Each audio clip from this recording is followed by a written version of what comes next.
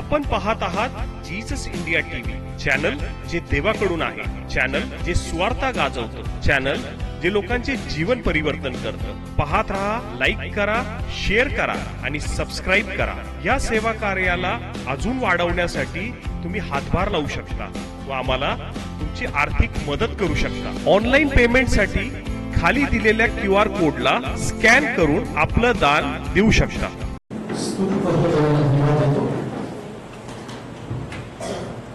जिवंत देव तुमच्यामध्ये आहे आणि त्याला चमत्कार करणं हा देवाचा स्वभाव आहे. जर चमत्कार बाजूला झाले तर देव ही व्यक्तीच नष्ट होत जाते. म्हणजे देव ही संकल्पना चमत्कारावरती आधारित आहे. सगळ्यात मोठा चमत्कार कोणता माहिती का, तर माणसाचं जीवन बदलतं. एखाद्या व्यक्तीला पाय नसेल तर डॉक्टर त्याला कृत्रिम पाय देऊ शकतो. डोळा नसेल तर डोळा करू शकतो. आणि आता तर कृत्रिम मेंदू, कृत्रिम त्याचप्रमाणे कृत्रिम रक्त सुद्धा दिलं जाईल. पण ते सगळं कृत्रिम. डॉक्टर व्यक्तीला जीवन देऊ शकतो, पण जगात असा एक पण डॉक्टर नाही की जो माणसाचं जीवन बदलू शकतो.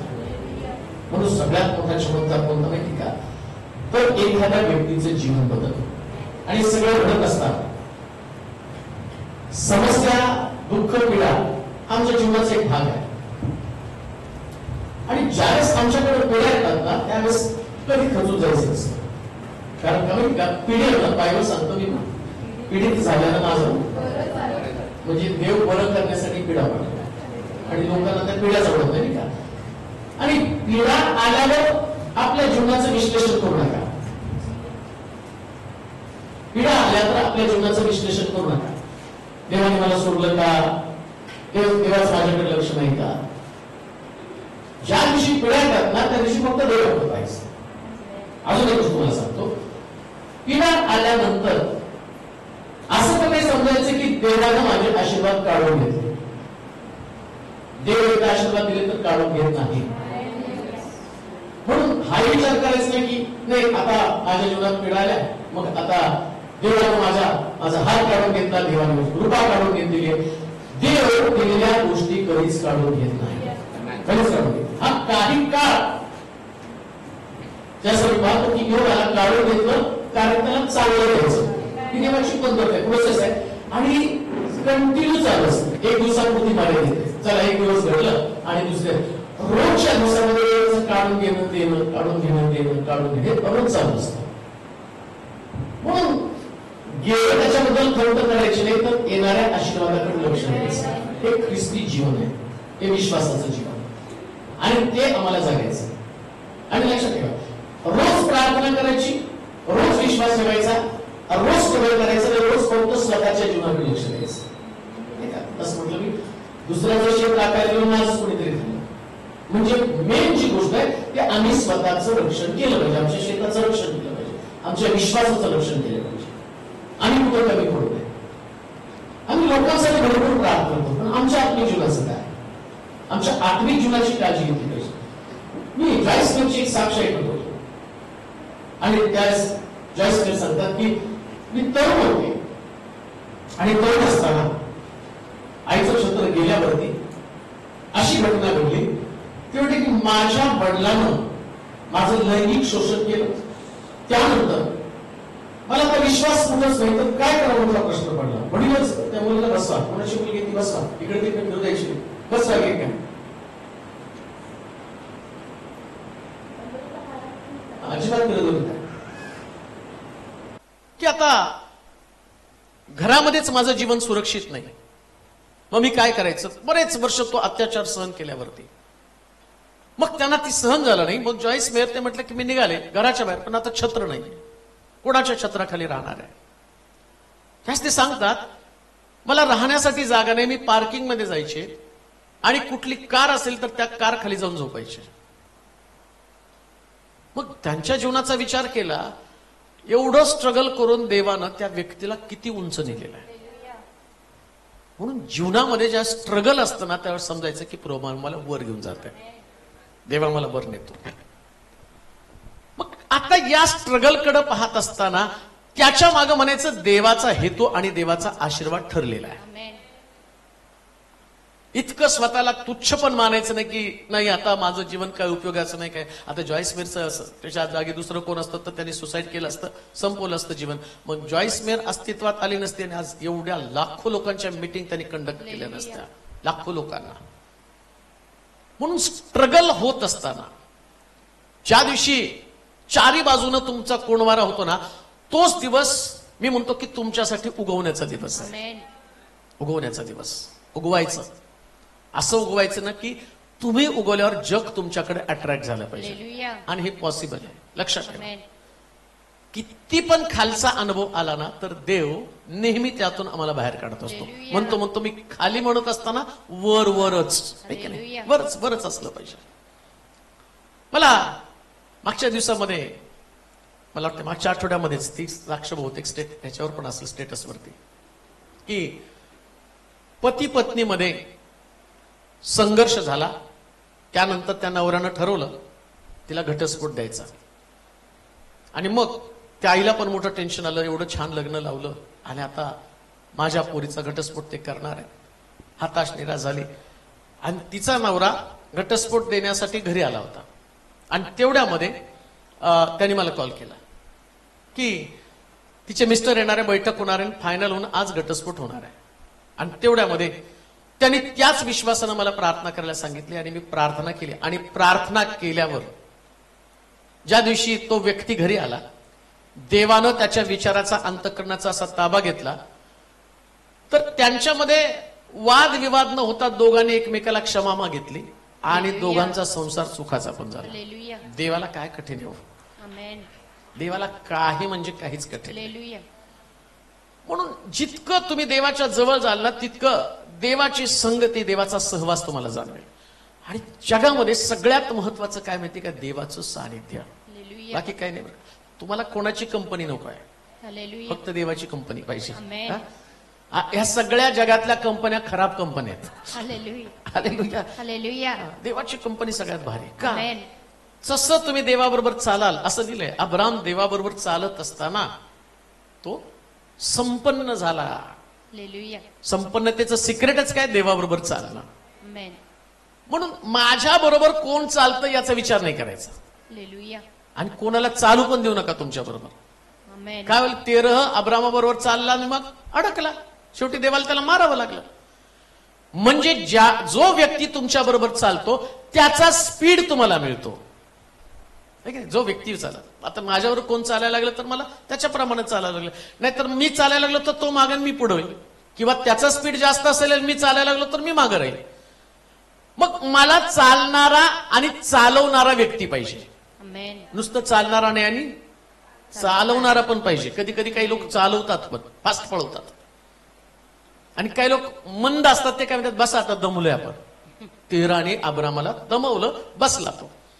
म्हणून म्हणतो की चालायचं तर फक्त देवाबरोबर चाला, हालेलुया. बाकी कोणाबरोबर चालू नका. हे जो आहे तो तुम्हाला पुढे आणि पुढे घेऊन जातो. आमेन. माझा विषय तो नाही. आज जो विषय मी पाहणार आहोत, परमेश्वर आशीर्वाद माघारी घेत नाही. किती चांगली बातमी नाही का? हालेलुया. परमेश्वर आशीर्वाद, माघारी घेत. परमेश्वर आशीर्वाद माघारी घेत नाही. प्रॉब्लेम काय माहिती का? आम्ही दिलेल्या वस्तू माघारी मागतो. डोकं फिरलं की नाही का, द्या आमचं आमचं. भांडण झालं नाही का, द्या आमचं आमचं परत. मग ते वापरलेलं खराब असतं. परंतु आज जी गोष्ट आम्ही पाहणार आहोत आणि ते वचनात लिहिलं, देव आशीर्वाद माघारी घेत, म्हणून तो देव आहे बरं का. माणूस जो आहे तो काय करतो? आशीर्वाद दिले की माघारी घेतो. कोणत्या पण वस्तू दिला त्या पहिल्यांदा माघारी घेतात. म्हणून देवाकडे पाहणं फार गरजेचं आहे. गणनाचं पुस्तक 23वा अध्याय आणि त्याची 20 पासून 23 पर्यंतची वचन आपण वाचूया. गणनाचं पुस्तक 23वा अध्याय 20 ते 23 वचन. पहा पहा हा. आशीर्वाद देण्याची आशीर्वाद देण्याची मला आज्ञा झाली आहे. मला आज्ञा झाली आहे. त्यानं आशीर्वादच आशीर्वादच दिला आहे. दिलाय. तो तो मला मागे घेता येत नाही. त्यानं आशीर्वाद दिला आहे. तो मला तो मला मागे घेता येत मागे नाही. घेता येत नाही.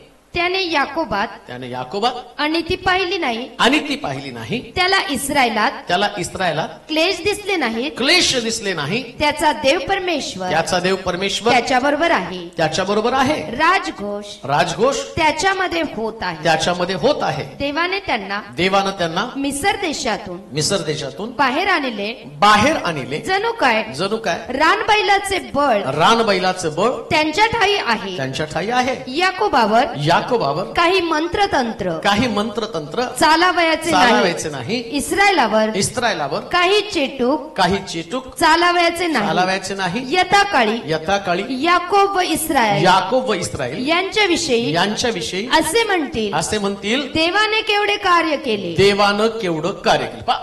एंड जो आहे तो खूप सुंदर आहे. देव आशीर्वाद दिला तर का काढून घेत नाही याचं कारण एकच आहे, देवाला दाखवून द्यायचं की माझं कार्य किती महान आहे. हे देव आहे असं लिहिलंय. एकदा देवानं आशीर्वाद दिले की तो काढून घेत नाही, म्हणून घाबरायचं नाही बरं का. बरेच लोक घाबरतात, नोकरी लागली तर जाईल का, पोटामध्ये लेकरू असलं आणि मग त्याचं मिसकॅरेज होईल का, कधी कधी पती पत्नी आणि त्यांच्यामधले असणारे संबंध तुटतील का, कुटुंबामध्ये संघर्ष निर्माण होईल का, पुष्कळ डोक्यामध्ये प्रश्न असतात. पण शास्त्र काय सांगतं माहिती का, तो बलाम संदेष्टा बलाक राजाला म्हणतो, बलाक राजा त्याला सांगत आहे इस्रायल लोकांना माझ्या वतीनं शाप दे. आणि देव त्याच्या मुखात शब्द घालून सांगतो मी इस्रायलाला आशीर्वाद दिले तर माघारी घेऊ शकतच नाही. मुळामध्ये देवाचं महानता काय आहे की तो एकदा एक गोष्ट दिली की माघारी घेत नाही. जगानं एवढं पाप केलं पण देवानं आपला एकुलता एक पुत्र दिला, तर ज्या लोकांनी त्याला नाकारलं पण देवाने पुत्र नाही माघार घेतला. ठरवलं होतं मारायचं म्हणजे मारायचं जगासाठी, एकदा फायनल. देवाचं मन कधी बदलत नाही. शास्त्रात असं लिहिलं की देव कधी न बदलणारा देव आहे, तो कधीच बदलत नाही, त्याचे विचार कधी बदलत नाही. पण हे आशीर्वाद कोणाला देतो आणि कोणाचे आशीर्वाद परत माघारी घेत नाही. मुळामध्ये असं लिहिलं इस्रायलाला आशीर्वाद दिल्यावर देव माघारी घेत नाही. म्हणजे पहिल्यांदा मला इस्रायल बनलं पाहिजे, यहुदी बनलं पाहिजे. आणि यहुदी लोकांचं वैशिष्ट्य काय माहिती का, ते देवाला एवढे कट्टर आहे देवाच्या बाबतीमध्ये. त्यांच्या प्रार्थना, जसं दानिएल सिंहाच्या गुहेमध्ये पडतो पण प्रार्थना बंद करत नाही. शद्रक मेशक अबेदनगो भट्टीमध्ये पडतो पण प्रार्थना बंद करत नाही. म्हणून लक्षात ठेवा, भट्टी आणि सिंहाची गुहा तुमच्याकडे असणार आहे पण प्रार्थना बंद होता कामा नये. यहुदी या शब्दाचा अर्थच काय माहिती का, देवाच्या लोकांनी प्रार्थना करू नये याच्यासाठी सैतानाची योजना, सैतानाचं प्लॅनिंग काय की तुम्ही प्रार्थना करू नये, तुम्ही विश्वासामध्ये कमजोर पडाला, तुमच्याविषयी देवाविषयीचा आवेश निघून झाला. मग त्याच्यासाठी वेगवेगळ्या पद्धतीनं तुम्हाला ट्रॅप केलं जाणार आहे. जसं दानिएलाची प्रार्थना बंद व्हावी. आता दानिएलाकडे सुद्धा ऑप्शन होतं. कोणतं ऑप्शन आहे, चला 1 महिना मी प्रार्थना करणारच नाही. ते ऑप्शन त्याच्याकडे सगळ्यात बेस्ट ऑप्शन होतं. 1 महिन्यानं मी इतकी प्रार्थना करेल, जर मी 4 तास प्रार्थना करतो, महिन्याने मी 8 तास ओव्हर टाइम करेल. पण देवाला नेहमी वाटतं की त्याच्या लोकांनी प्रार्थनेची वेळ पाळावी आणि तेव्हा समर्पण दाखवं. कशासाठी, दिलेला आशीर्वाद देवानं माघारी घेऊ नये. म्हणून काही जगाची परिस्थिती होऊ द्या, इतकं देवाला बिलगून राहायचं ना, लोक काय म्हणतात त्याच्यापेक्षा देव काय म्हणतो याकडे लक्ष लागलं पाहिजे. का आम्ही अडखळतो, आमचं लक्ष नेहमी लोकांकडे लागलं जातं. यहुदी लोक तसे नव्हते, त्यांचं लक्ष फक्त देवाकडे. देवाची आज्ञा काय, देवाची अपेक्षा माझ्याकडनं काय आहे, काय म्हणत आहे प्रभू, कोणत्या परिस्थितीमध्ये देव माझ्याकडे पाहत आहे. म्हणून असं लिहिलंय त्या ठिकाणामध्ये, इस्रायल लोकांना कोणी शाप देऊ शकत नाही जर तुम्ही खरे इस्रायल आहात. म्हणून तो म्हटला धोंड्यापासून. कोणापासून हो, धोंड्यापासून. येशूने एक शब्द फार सुंदर वापरला, या धोंड्यापासून मी अब्रामाची संतती म्हणजे इस्रायल लोक निर्माण करेल. म्हणजे देवाला कशाची आवश्यकता आहे, धोंड्यांची. कशाची, लय हुशार लोक चालत नाही बरं का. कधी कधी मी म्हणतो मी लय हुशार आहे, नाही रे, पहिले धोंडा बन.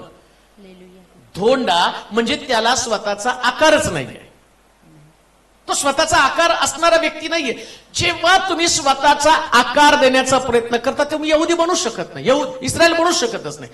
इस्रायल लोकांचं वैशिष्ट्य, देव त्यांना आकार देत गेला. आणि कसा आकार देत गेला, देवाचा आकार देण्याची पद्धत हे बायबल आहे, हे वचन आहे. या वचनाने तो आकार देतो. म्हणजे वचनाच्या बाहेर तुमचं जीवन कधीच असता कामा नये. जे असेल ते वचनामध्ये. तुमचं थिंकिंग, तुमचं लॉजिक, तुम्हाला काय वाटतं, कधी तुम्ही आशीर्वादित होणार आहे. जस्ट तुमचं लॉजिक तुम्ही काढून टाकता. यहुदी लोकांना लॉजिक नव्हतं. लॉजिक कुणी आणलं मग? जेव्हा जगाशी त्यांचा संपर्क आला त्यास ते जगातल्या असणाऱ्या पद्धतीप्रमाणे, जसं मी पाहतो की जे यहुदी लोक मिस्रातनं कणानाकडे जात असताना वाटेमध्ये त्यांनी जगातल्या लोकांकडे देव पाहिले आणि ते म्हणले आम्हाला पण देव पाहिजे. लॉजिक वापरलं त्यांनी.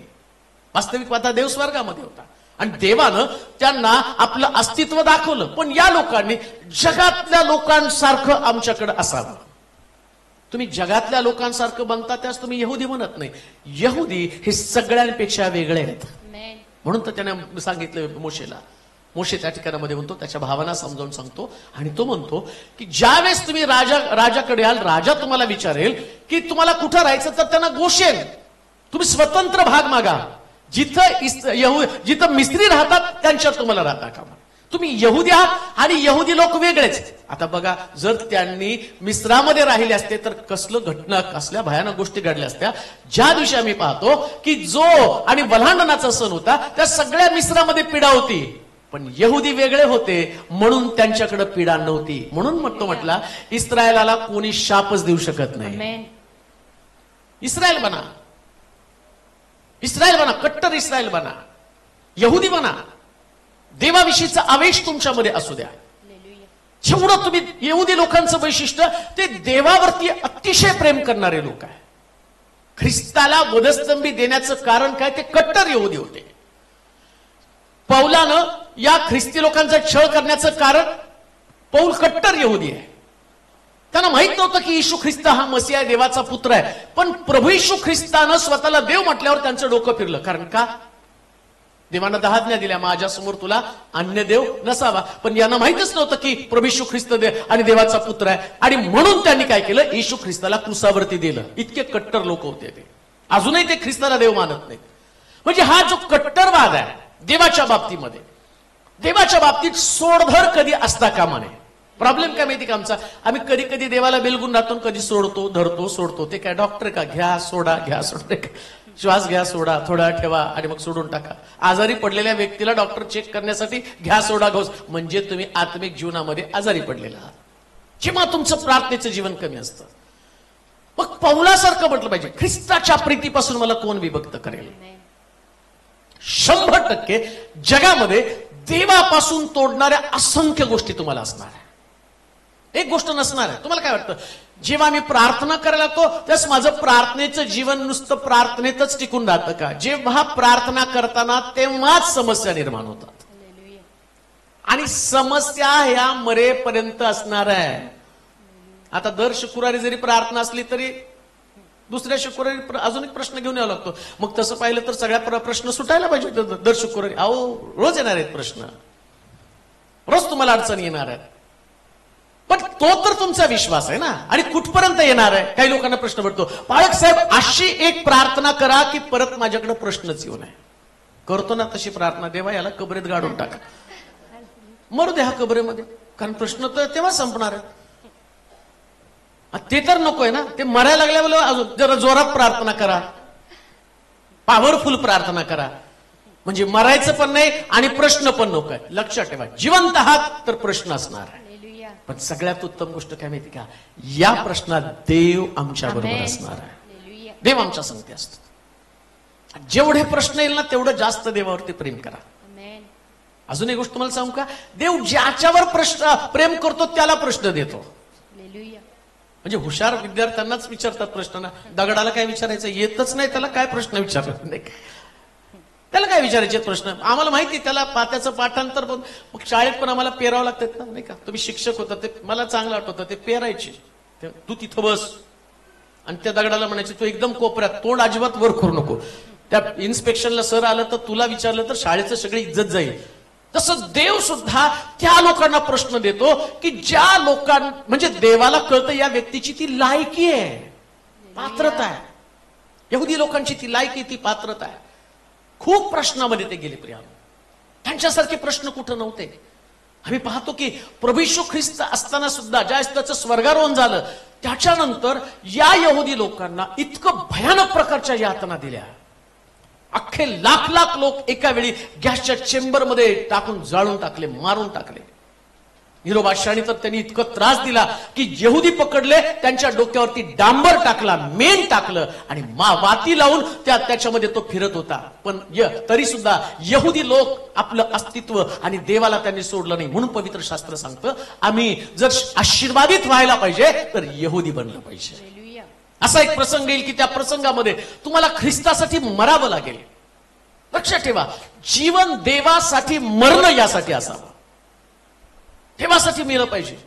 बाकीच्या गोष्टीकडे तुमचं लक्षच लागता कामा नये. प्रभूमध्ये बलवान होत पुढे गेलं पाहिजे आणि प्रभूचं राज्य आम्ही समजावून घेतलं पाहिजे. मग देव दिलेला आशीर्वाद, 20 वचन वाचा परत बरं. पहा, आशीर्वाद देण्याची मला आज्ञा झाली आहे. मला आज्ञा झाली आहे, त्याने आशीर्वादच दिला आहे.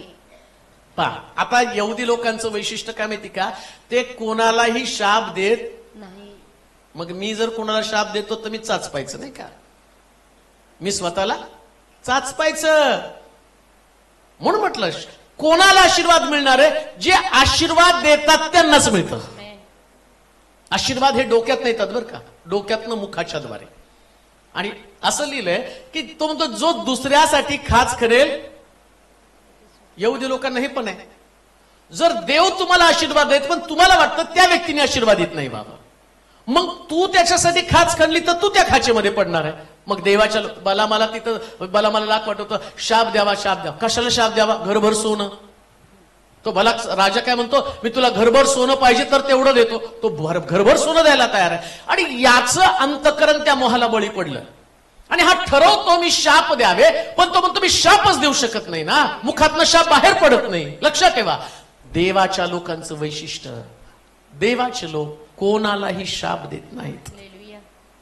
आणि अजून एक गोष्ट तुम्हाला सांगतो, तुमचे लाख शाप देण्याची इच्छा असली तर देव शाप देऊच देत नाही तुम्हाला ना, मग कशाला वटवट करायची नाही का. ते म्हणतो नाही शाप देऊ शकत. बलाम संदेशाला वाटलं द्यावा शाप, परंतु तो राजा, तो बलाक राजा काय म्हणतो, अरे इकडून आशीर्वाद मिळत नाही, मग त्या कोपऱ्यात जा ना. मग तो त्या कोपऱ्यात जातो, तिकडं जातो, तिकडे त्याच्या मुखातनं आशीर्वाद. आणि मग त्या बलाक राजा कोपरा त्याला फिरवतो. लक्षात ठेवा, कोणत्याच कोपऱ्यात फिरू नका, उभं राहा आणि लोकांसाठी आशीर्वचन जाहीर करा. हे यहुदी लोकांचं वैशिष्ट्य आहे. त्याच्यानंतर त्याच्यावर वाचूया. पहा, आशीर्वाद देण्याची मला आज्ञा झाली आहे. मला आज्ञा झाली आहे, त्याने आशीर्वादच दिला आहे. त्यानं आशीर्वादच दिला आहे. तो मला मागे घेता येत नाही. मागे घेता येत नाही. त्याने याकोबात. बस, दुसरी गोष्ट, देव आशीर्वाद देणं ही त्याची आज्ञा, ही पहिली गोष्ट. दुसरा मुद्दा, आशीर्वाद दिल्यावर माघार घेता येत नाही. देव एकदा आशीर्वाद देतो ना, मग मागं घेत नाही. आता पहा, सुंदर पवित्र शास्त्रातला गाभा तुमच्या लक्षात येईल. याकोब आणि एसाव दोघ जण रिबेकेच्या पोटामध्ये होते. आणि पोटामध्ये असताना त्या नवरा बायकोने देवाला विचारलं की काय आहे, आणि काय म्हटलं त्याचं उत्तर त्यानं दिलं. तो म्हटला की वडील धाकट्याची सेवा करेल. आता देवाने त्याला आशीर्वाद दिला बरं का, पोटामध्ये असतात. आता याकोब म्हणजे फसव्या, हा याकोब मोठा झाला आणि फसव्या. आता देवाने बदलायला पाहिजे आशीर्वाद, अरे हा फसव्या आहे. मग त्याचा स्वभाव फसव्या आहे, पण देव बोलला ना वडील धाकट्याची सेवा करेल. आणि देव एकदा शब्द दिला की संपलं. म्हणून लक्षात ठेवा, तुम्ही तुमच्या नेचरकडे पण पाहू नका. देवानं जर तुम्हाला आशीर्वाद दिला, संपलं. त्या परिस्थितीमध्ये देव कसं फरक करेल, काय करेल, तो देवाचा प्रश्न. आणि देव ते करण्यासाठी समर्थ आहे. म्हणून देवानं एखादं अभिवचन दिलं, देवानं एखादा आशीर्वाद दिला ना, तर तो फायनल समजायचा. फायनल. मग तिकडे आम्ही पाहतो, याकोबाला आशीर्वाद दिला, वडील धाकट्याची सेवा करेल. आता वडील धाकट्याची सेवा करेल म्हटल्यावर त्या ठिकाणामध्ये बापाचा जीव तर सगळ्यात मोठ्या एसावर, का तर एसाव बापाची सेवा करत आहे. मग बापाची सेवा करतो. आता पवित्र शास्त्रामध्ये जो कोणी आपल्या बापाचा आई बापाचा सन्मान करेल त्याला दीर्घायुष्य मिळेल असं तर देवानं आज्ञेमध्ये लिहून ठेवलं. मग आता देवाला वास्तविक पाहता एसावालाच आशीर्वाद द्यायला पाहिजे, पण देवानं आधी देवाची कमिटमेंट आहे काय, वडील धाकट्याची सेवा करेल. मग देवानं परिस्थिती पण तशी निर्माण केली. म्हणून लक्षात ठेवा, काही वेळेस काही परिस्थिती अशी निर्माण होती ना, याकोबाला देवानं ज्येष्ठपणाचा आशीर्वाद दिला, पण त्याला पळावं लागलं. पळाला तो आपल्या भावापासून. काही वेळेस आशीर्वादासाठी तुम्हाला पळावं लागतं, पण पळणं म्हणजे तुमचे आशीर्वाद संपलाच नाही. देवाची कमिटमेंट आहे. एकदा देवानं आशीर्वाद दिले की फायनल. म्हणून पळापळीला पण घाबरू नका. जसं आम्ही पाहतो की आता मगाशी महिमान सांगितलं, मागितलं त्यांनी राहेल आणि मिळाली त्याला लेया. त्यानं जे केलं फसवणूक, त्याची किंमत त्याला चुकवावी लागली. पण आज ज्येष्ठपणाचा आशीर्वाद कसा काढून गेला? देवानं आशीर्वाद दिला म्हणजे दिला, फायनल. म्हणून लक्षात ठेवा, काही वेळेस काही भविष्यवाण्या तुमच्यासाठी होतात ना, भविष्यवाणीनंतर सगळं वेगळं असतं. भविष्यवाणी होते आणि भविष्यवाणी झाल्यावर आम्ही म्हणतो अरे घडायला पाहिजे त्याच्यापेक्षा वेगळंच, म्हणजे माझ्यावरती झालेली भविष्यवाणी चुकीची आहे. नाही हो, देव एकदा आशीर्वाद दिला म्हणजे दिला. माझ्यावरती भविष्यवाणी झाली होती की तुला देव सेवक बनवत आहे, आणि सेवक बनवत आहे म्हटलं सगळी विपरीत परिस्थिती. कंपनीत कामाला गेलो तर कंपनीमध्ये मी म्हटलं 1 वर्ष कसं तरी काम करेल, मग सेवा करेल. आणि कंपनीमध्ये गेल्यावर त्या बॉसनी पण सांगितलं खूप छान काम आहे आणि तुला केबिन देतो, तुला अकाउंट्स मॅनेजरची पोस्ट देतो. आणि मग मी खुश झालो, देवाची भविष्यवाणीतून तुला पाळक बनवायचं आहे. मग त्या सगळ्या प्रसंगामध्ये बरं त्याच्यामध्ये पण सांगितलं, मला वाटतं 97 सालामध्ये एक अभिवचन दिलं होतं की तुझी संतती जगाला जगाला शिक्षण देईल. 54 वाद्य ना, किती 54 वाद्य बा भविष्यवाणी तिथं दिली होती. कसं घडलं ते? आपल्या डेऱ्याच्या जागा वाढीव आपल्या राहुट्यांच्या कणाती पसरू दे. कधी दिले? 97 मध्ये. आत्ता कणाती आपण वाढवल्या का नाही? देव बोलला कधी? 97 मध्ये बोलला. आणि आता आम्ही आमच्या राहुट्या वाढवायला लागलोय, कणाती वाढवायला लागलोय. आता कणाती वाढवत असताना त्या ठिकाणची परिस्थिती वास्तविक पाहता त्या काळामध्ये एवढे प्रॉब्लेम झाले, एवढ्या समस्या झाल्या, आहे ते सांभाळणं मुश्किल होतं. म्हणून मी म्हणतो देव आशीर्वाद देतो ते कोणीच काढून घेऊ शकत नाही. हा लोक तुमचे आशीर्वाद, बरं आता लोक आशीर्वाद काढून घेतात असं पण म्हणू नका. सैतान त्या लोकांना वापरत असतो. योसेफाच्या भावानं योसेफाच्या विरोधामध्ये त्या ठिकाणी सैतानानं वापरलं.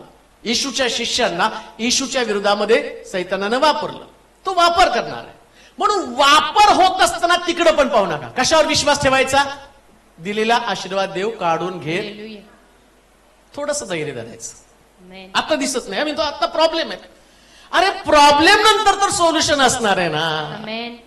प्रश्न आहे म्हणजे उत्तर असणार का नाही? मग प्रश्न तर यायला पाहिजे ना. प्रश्नच. बरं आता समजा तुम्ही शाळेत घातलं म्हणले परीक्षाच घेणार नाही, काय डोकं भिंतीला आपटत बसता का शिक्षकाचं तोंड बघत बसता? काय त्यांनी आले ते काळेत का गोरेत का? झोपाच काढावं लागतील शाळेमध्ये. पण शाळेमध्ये शिकवता प्रश्न विचारतात, सांग बरं याचं उत्तर. मग तुम्ही जे शिकता ते तुम्हाला कळतं, अरे बरोबर आहे मी शिकलो त्याचं उत्तर आलं. तसं जीवन जगत असताना प्रश्न येतात, पण अभिवचनांवर विश्वास ठेवा. अभिवचनांवर विश्वास ठेवा. आणि ते अभिवचन काय? देव दिलेला आशीर्वाद कधीच काढून घेत नाही, कधीच काढून घेत नाही. प्रिया, जे अभिवचन प्रभूने दिलं पूर्ण केलेले. तुमच्या बाबतीमध्ये 100% अभिवचन पूर्ण होणार. 100% पूर्ण होणार. कारण माणूस बोलला तर विसरून जाईल, तो देव आहे हो. तो तर म्हटलं तुमचे अश्रू पण मी बुदल्यामध्ये साठवून ठेवतो. तुमच्या घरात कोण ठेवतं का? तुमची आई तुम्ही रडताय म्हणते माझी सोनू रडली, माझा मुन्नू रडला, माझा आमका रडला, आणि ठेवा बुदलीमध्ये साठवून. ते म्हणतात मर, नाही का? पण शास्त्र सांगतं की माझा देव अश्रू बुदल्यामध्ये साठवून ठेवतो. म्हणजे तुम्ही रडत असलेल्या प्रत्येक गोष्टीचं प्रतिफळ देव तुम्हाला देणार. कधीच माघार घेत नाही देव आशीर्वाद. म्हणून लक्षात ठेवा, देव गर्भाशयामध्ये असताना सुद्धा देवानं ज्या ठिकाणामध्ये त्याला आशीर्वाद दिला याकोबाला. अजून एक गोष्ट तुम्हाला सांगतो. इकडे प्रभू येशू ख्रिस्त या पेत्राला मरणाच्या अगोदर, ऐका बरं का, फार सुंदर आहे. देव आशीर्वाद दिल्यावर काढून घेत नाही याच्या संबंधाने सांगतो. या पेत्राला त्याने सांगितलं, पेत्रा तुझी सेवा अशी होणार आहे, तू म्हातारा होशील ना, तू तरुणपणी वाटेल तिकडे जाशील, आणि म्हातारा झाल्यावर लोक तुला हाताला धरून नेतील. आता देव बोलला, तिकडं पेत्रानं येशूला शिव्या दिल्या. मग आता देवाने आशीर्वाद, माझ्यासारखं असतात, एवढी मोठी मिनिस्ट्री याला कशाला द्यायची? यांनी तर मला शिव्या दिल्या, असली मिनिस्ट्री याला कशाला द्यायची? मग मी म्हटलं असतं पेत्र नको, मग कोण? खुन्नसनी याकोबाला देतो. मी तर म्हटलं असतं खुन्नस नाही याकोबाला देतो, याला जळवतो पेत्राला, शिव्या देतो का मला, शिव्या देतो का? पण तू देव आहे हो, तू शिव्या दिल्या म्हणून मी ते अभिवचन नाही कॅन्सल करत. तुला दुरुस्त करून रिपेअर करून मी आहे तसं वापरणार आहे. हे देवाचं काम आहे. अभिवचन देतो, रिपेअरिंग करतो, देव रिपेअर पण करतो. पण लक्षात ठेवा, तुम्ही ज्या अवस्थेमधनं जाताना त्या अवस्थेमध्ये फक्त देवाकडेच पाहायचं. पेत्राला असं वाटलं की ज्या येशू ख्रिस्त पुनरुत्थान झाला, पेत्र शिष्यांबरोबर नव्हता, कारण त्याला माहितीये मी येशूला शिव्या दिलेल्या आहेत, मी येशूला नाकारलं आणि मी डेअरिंग म्हणलो होतो. काय डेअरिंग होतं त्याच्यामध्ये? सगळे सोडून गेले तरी मी जाणार नाही. लक्षात ठेवा, कधी कधी आमचा विश्वास एवढ्या उंच पातळीला असतो आणि कधी कधी तुम्ही खाली जाता म्हणून पण वाईट वाटून घेऊ नका. अहो, पेत्र येशूच्या संगती राहून तो माघारी गेला, तर आम्ही कोण आहे? आमच्याकडे काय असणार? आमच्याकडे अशाच असणार आहे. आम्ही सगळे याच प्रकृतीचे लोक आहोत. आणि बायबल सांगतं एलिया सुद्धा आमच्यासारख्या स्वभावाचा होता. देवाला सगळ्याचे स्वभाव माहिती आहे, पण तरी सुद्धा देव काय म्हणतो? मी दिलेला आशीर्वाद काढून घे. कसला देव आहे? हालेलुया. माझे स्वभाव त्याला माहिती आहे. मी कसा आहे, मला कधी राग येतो, मला कधी बरं वाटत नाही, कधी कधी मी कमजोर पडतो, माझा विश्वास कमी पडतो. मला प्रश्न पडतो, पेत्रासारखा व्यक्ती शिव्या देतो तरी देव त्याला म्हणतो नाही, तुला म्हातारपणापर्यंत सेवा करून घेणार आहे. अजून काय पाहिजे देवाकडनं आम्हाला? आशीर्वाद देव काढूनच घेत नाही, माघार घेतच नाही. एकदा देवानं आशीर्वाद दिले की त्या ठिकाणामध्ये त्याचे आशीर्वाद कंटिन्यू होतात. तिसरी गोष्ट वाचूया. पहा, आशीर्वाद देण्याची मला आज्ञा झाली आहे. त्याने आशीर्वादच दिला आहे. तो मला मागे घेता येत नाही. त्याने याकोबात का आशीर्वाद देतो बघा बघ. त्याने याकोबात अनिती पाहिली नाही. त्याला इस्रायलात क्लेश दिसले नाही.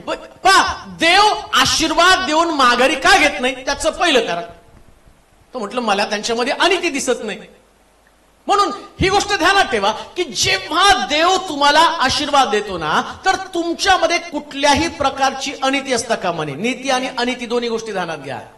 आता नीती काय ते तुम्हाला गेली 25-26 वर्ष मी काय नीती ते तुम्हाला सांगत आहे. त्या नीतीचं शिक्षण तुमच्यामध्ये असलं पाहिजे आणि ती नीती तुमच्यात टिकून राहायला पाहिजे. ह्या गोष्टी प्रभू तुमच्याकडे पाहू इच्छित नाही. कधी कधी आमच्यामध्ये अनिती असली तर आमचे आशीर्वाद निघून जातात. देवाला आशीर्वाद काढून घ्यायचे नाहीत, पण प्रॉब्लेम काय? अनिती आशीर्वाद काढून घेते. आमच्यामध्ये अनिती असती. अनिती म्हणजे देवाच्या वचनानुसार जीवन न जगणं. लक्षात ठेवा, माझ्या विचारानं माझी धार्मिकता ठरलेली असते. माझं मन मला सांगतं तू धार्मिक आहे. आता पहा, येशू ख्रिस्त डोंगरावरती गेल्यावर सैतान त्याला तू देवाचा पुत्र आहेस. काय त्याचं वाक्य आहे? तू देवाचा. मग तू देवाचा पुत्र असल्या कारणानं तू वरून उडी मार, देवदूत तुला हातावर जलून धरतील. मग लुसिफर तुम्हाला काय सांगतो? तू नीतिमान आहे, तू नीतिमान आहे. तो चॅलेंज करत असतो, तू असं वागलं तरी काय होणार नाही, तू तसं वागलं तरी काय होणार नाही. मग इकडं येशू ख्रिस्त काय करतो? नीती त्याला दाखवतो. काय नीती आहे? आपला देव याची परीक्षा. ही नीती आहे, ही नीती आहे. काय? वचनानं देवाला चॅलेंज करण्याच्या ऐवजी वचनानं सरेंडर होणं आणि स्वतःला देवापेक्षा मोठं न करणं. कधी कधी आम्ही वचनापेक्षा स्वतःला मोठं करतो. ते कधी घडू देऊ नका. देव आशीर्वाद दिलेले कधी काढून घेत नाही, पण देव जे बोलतो ना ते कायम असतं. कदाचित आमचे विचार चुकीचे असतील, देवाचे विचार कधी चुकीचे नसतात. म्हणून आमच्या डोक्यामध्ये कधीच अनिती येता कामा नये, कधीच नाही. देवाला आशीर्वाद दिलेले काढून घ्यायचे नाही, पण अनितीमुळे आमचं बरं होत नाही ना. आमच्यामध्ये अनिती, चुकीच्या गोष्टी आहेत. कोणत्या चुकीच्या गोष्टी आहेत? ज्या वचनानुसार नाही त्या चुकीच्या गोष्टी आहेत. आणि बऱ्याच गोष्टी आपण शिकत आहोत, रोज शिकतो.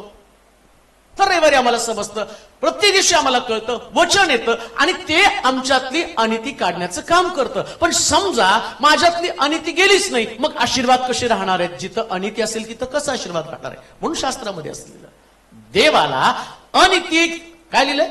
याकोबात त्यानं अनिती पाहिली नाही.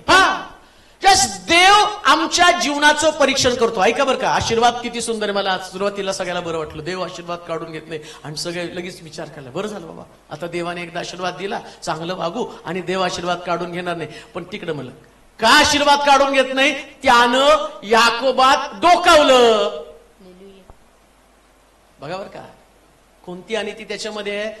त्यानं त्याच्या भावाला फसवलं, पण परत येताना आपल्या भावाशी त्याने समेट केला आणि तो त्याला भेटायला गेल्यावर, तो भेटायला जात असताना तो म्हणतो मी तुझा दास आहे, कबूल केलं त्यानं. तो गर्विष्ठ अहंकारी बनला नाही. वास्तविक पाहता इकडं याकोब संपन्न झाला. त्याच्या भावाची त्याला काय गरज आहे आता? त्याला बायको होती, त्याला लेकर होतेस आणि उंट गाढवं सगळ्या गोष्टी तो संपन्न होता, मग तरी तो त्याच्या भावाकडे झाला. यालाच अनितीपासून दूर राहणं म्हटलंय बरं का. ज्या प्रभू तुमच्याकडे पाहतो ना, त्यास तुम्ही ज्या स्थितीमध्ये आहात त्या स्थितीमध्ये तुम्हाला तुमच्या लोकांविषयी प्रेम असलं पाहिजे. अनितीपासून दूर राहणं म्हणजे काय माहिती का? याकोब एसावाकडे गेला, देवानं त्याच्याकडे पाहिलं, या व्यक्तीमध्ये अनिती नाही. वास्तविक पाहता याकोबाला भीती होती, जर मी माझ्या भावाला भेटायला गेलो तर माझा भाऊ मला मारून टाकणार.